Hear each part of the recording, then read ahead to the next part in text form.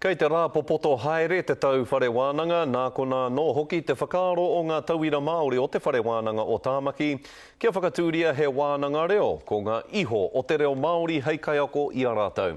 E karangāna tētahi o aua iho kairangi o te reo, kia kaha ake te arohia o te reo Māori, hei te tau hou e tū mai nei.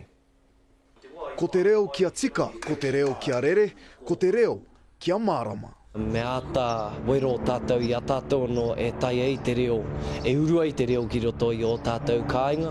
Koina te whakahaua ānaru Martin Mumu reo kua roa nei e pakangāna kia noho te arero tupuna hei reo matua i ngā kāinga Māori. Kuri noa, te motu. E kuhuana tāua ki te akomanga, ko kororo Māori tāua i ko nā, ko ruku tāua i te hohonu, i te teitei, te whānui o tēnei reo.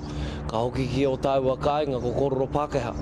Koira nuki e puta mai ana i te wānanga reo o te wānanga o Waipapa i ngā rangi whakatā, kua hipatu nei.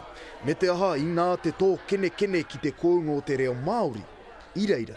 Te mātu haka mihalo ki te hihiko o te ngākau o ngā iwi nei. Ki te haka pakari i tō rātou reo Māori. Kua tō tētahi hihiri ki roto i o rātou ngākau, ki roto i o rātou whatu manawa hei kawe i a rātou i runga i tēnei ara ki ngā tau maha kei mua i te aroro. Mā te whakarongo, mā te kōrero, ka mārama. I puka noa mai, kupu hou, puka.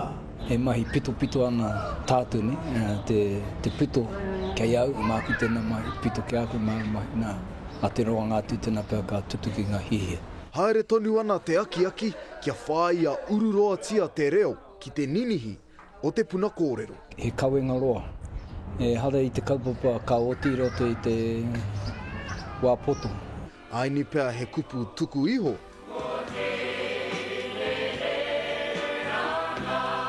Rānira Harrison, Te Karere.